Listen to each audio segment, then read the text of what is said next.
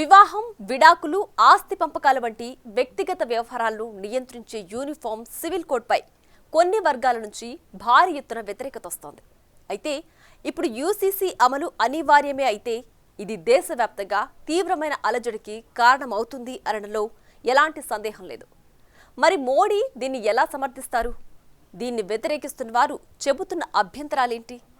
ఒకవేళ యూసీసీ దేశవ్యాప్తంగా అమలైతే ఇందులో తీసుకోవాల్సిన జాగ్రత్తలేంటి?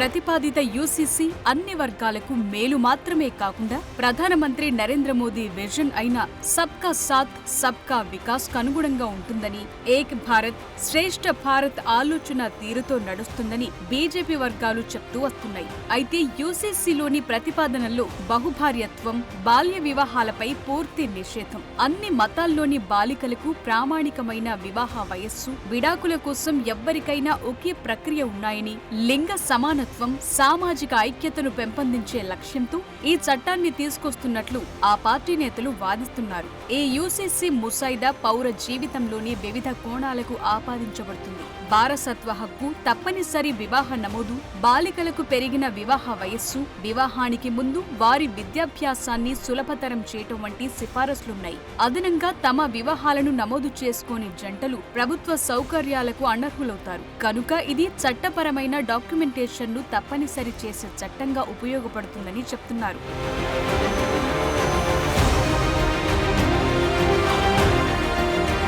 అయితే ఈ ప్రతిపాదిత యూసీసీ చట్టం ముస్లిం మహిళలతో సహా ప్రతి ఒక్కరికి దత్తత హక్కులను మంజూరు చేస్తుందని అంటున్నారు. అయితే ఇది హలాలా, ఇద్దతు వంటి విడాకులు తీసుకున్న భర్త మరణించిన తరువాత స్త్రీ తప్పనిసరిగా పాటించాల్సిన ఇస్లామిక్ పద్ధతులను తొలగిస్తుంది. అలాగే లివ్ ఇన్ రిలేషన్స్ డిక్లరేషన్ లో ఉన్న సహజీవనాన్ని ప్రోత్సహించడం, సులభమైన దత్తత ప్రక్రియల వంటి పద్ధతులను నిషేధిస్తుంది. ప్రతిపాదిత యూసీసీ అమల్లోకొచ్చిన తరువాత ఇద్దరి మధ్య సహజీవనం అనేది చట్టం ప్రకారం నమోదు చేయాల్సి ఉంటుంది. అలాంటి సంబంధాలను నమోదు చేసుకోవటం వల్ల పురుషులు, మహిళలు ఇద్దరికీ ప్రయోజనం చేకూరుతుందని న్యాయ నిపుణులు పేర్కొంటున్నారు. దీంతో మహిళలు నమోదు చేసే తప్పుడు కేసులు కూడా తగ్గుతాయని, అలాంటి కేసుల్లో ఇప్పుడు చట్టపరమైన పవిత్రత ఉంటుందని అభిప్రాయాలున్నాయి.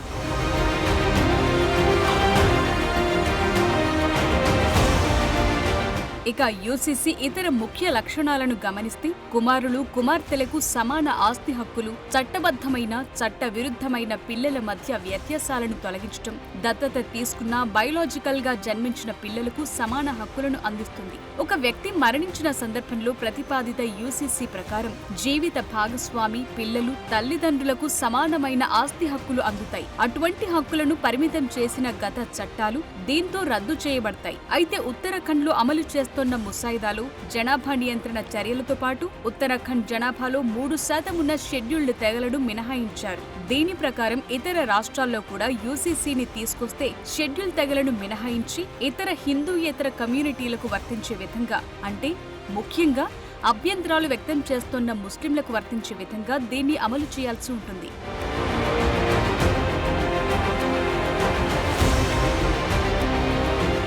యూసీసీ అమలు చేసిన మొదటి భారతీయ రాష్ట్రంగా ఉత్తరాఖండ్ అవతరించినప్పటికీ ఇంకొన్ని రాష్ట్రాలు కూడా దీన్ని అమలు చేయాలనే ఉద్దేశాన్ని పలుమార్లు వ్యక్తం చేశారు. కర్ణాటకలో 2023 ఎన్నికల మేనిఫెస్టోలో బీజేపీ పార్టీ యూసీసీ అమలు చేస్తామని హామీ ఇచ్చింది. అయితే ఎన్నికల ఫలితాలు బీజేపీకి అనుకూలంగా రాలేదు. ఇక గతేడాది ఫిబ్రవరి 2024 నాటికి అస్సాంలో యూసీసీని అమలు చేస్తామని హిమంత బిస్వా శర్మ చెప్పారు. ట్రిపుల్ తలాక్ గురించి శర్మ మాట్లాడుతూ, ఎవరు ఒకరి కంటే ఎక్కువ మంది భార్యలను కలిగి ఉండటానికి అనుమతించబడరు.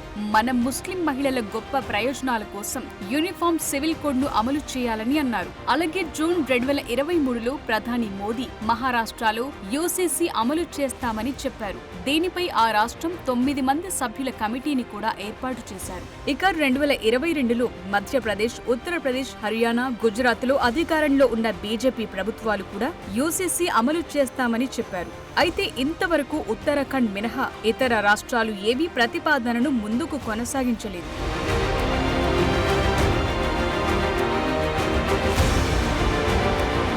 అయితే ఈ సమస్యకు మూలాలు బ్రిటిష్ వలస పాలనలోనే మొదలయ్యాయి. దీనికి హిందూ కోడ్ బిల్ సాక్ష్యంగా నిలిచింది. ఇక భారతదేశంలోని క్రిమినల్ చట్టాలు ఒకే రీతిగా అందరికీ సమానంగా వర్తిస్తే వారి మత విశ్వాసాలు ఏమైనప్పటికీ పౌర చట్టాలు సదరు విశ్వాసం ద్వారా ప్రభావితమవుతాయి. మత గ్రంథాలకు లొంగిపోయి సివిల్ కేసుల్లో అమల్లోకొచ్చే వ్యక్తిగత చట్టాలు రాజ్యాంగ నిబంధనల ప్రకారం ఇప్పటికీ అమలు చేస్తున్నారు. ఇక ఇటీవల 3 కొత్త క్రిమినల్ చట్టాలను తీసుకొచ్చిన మోదీ ప్రభుత్వం ఇప్పుడు పౌర చట్టాలను కూడా మార్చి ఒకే యూనిఫామ్ సివిల్ కోడ్ ని తీసుకురావాలని అనుకుంటోంది. అయితే తాజాగా మోదీ ప్రతిపాదిస్తున్న సెక్యులర్ సివిల్ కోడ్ అనే మాట యూనిఫామ్ కు కొత్త అర్థమిస్తుందా అనే సందేహాలు కలుగుతున్నాయి. అంటే యూనిఫామ్ అనే మాటకు బదులు సెక్యులర్ అని వాడుతుంటే అది అన్ని మతాలకు సమాన ప్రాతినిధ్యం వహించాలి. కానీ మతాలు వేటికవే విభిన్న ధర్మాలను పాటిస్తున్నప్పుడు పౌర చట్టాలను సెక్యులర్ చేయటం ఎంతవరకు సాధ్యమవుతుందనేది ప్రశ్నార్థకంగా ఉంది.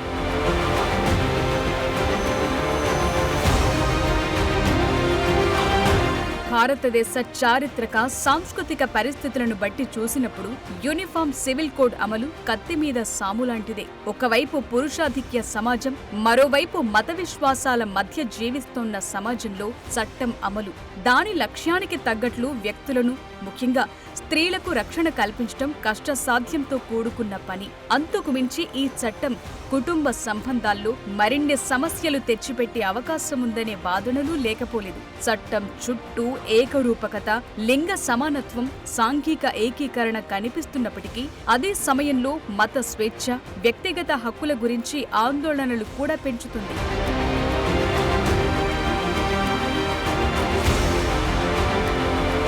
ఇక భారతదేశంలో ఉన్న వ్యక్తిగత చట్టాలు ప్రస్తుత మతపరమైన ఆచారాలు, సంప్రదాయాల ఆధారంగానే ఉన్నాయి. హిందూ వ్యక్తిగత చట్టాలనేవి పురాతన గ్రంథాలు, ఆచారాల నుండి ఉద్భవించాయి. హిందూ సమాజంలో వివాహం అనేది విడాకులు, వారసత్వం వంటి విషయాలను నియంత్రిస్తాయి. మరోవైపు ముస్లిం పర్సనల్ లా బోర్డ్ ముస్లింల వ్యక్తిగత విషయాలను పర్యవేక్షిస్తుంది. అలాగే ఇతర మత సంఘాలు వారి స్వంత వ్యక్తిగత చట్టాలను కలిగి ఉంటాయి. అయితే వీటన్నింటినీ నిషేధిస్తూ ఈ చట్టం రావటం వారి మనోభావాలను పూర్తిగా విస్మరించటమే అనే వాదనలొస్తున్నాయి.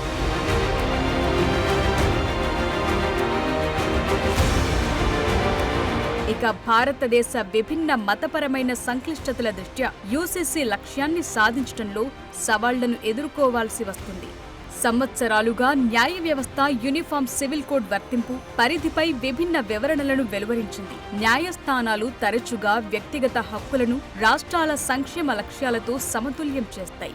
మతపరమైన స్వేచ్ఛ, సామాజిక ప్రయోజనాల మధ్య సమన్వయం ఉండాల్సిన అవసరాన్ని నొక్కి చెప్తున్నాయి.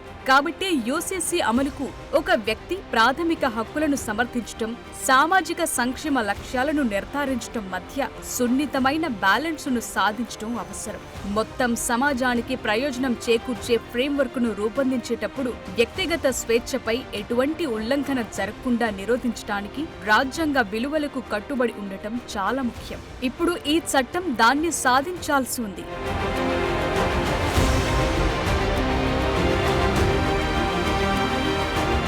యూనిఫామ్ సివిల్ కోడ్ అమలుకు ఉన్న సవాళ్లలో మత పెద్దలదే కీలక పాత్ర.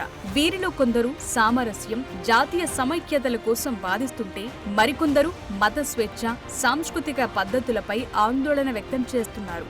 ముఖ్యంగా ఇవి మతాంతర వివాహాలు, సంబంధాలపై ప్రభావం చూపిస్తాయి. విభిన్న మతపరమైన నేపథ్యాలకు చెందిన జంటలు ఎదుర్కొనే సంక్లిష్టతను తగ్గిస్తుంది. అదే సమయంలో కుల దురహంకార పరువు హత్యలను మరింత తీవ్రతరం చేసే అవకాశం కూడా ఉంటుందనే వాదనలున్నాయి. అందుకే యూనిఫామ్ సివిల్ కోడ్ కు సంబంధించి వివిధ సంఘాలు భిన్నమైన అభిప్రాయాలు, ఆందోళనలను కలిగి ఉన్నాయి. కొందరు మెరుగైన సాంఘిక ఐక్యత ఉంటుందని చెప్తుంటే మరికొందరు సాంస్కృతిక గుర్తింపు కోల్పోవటం గురించి భయాందోళనలను వ్యక్తం చేస్తున్నారు. ఇలాంటి పరిస్థితుల మధ్య మోదీ ప్రతిపాదిస్తున్న ఈ సెక్యులర్ సివిల్ కోడ్ వ్యవహారంలో రాష్ట్రాలు ఎలాంటి నిర్ణయం తీసుకుంటాయో చూడాల్సి ఉంది.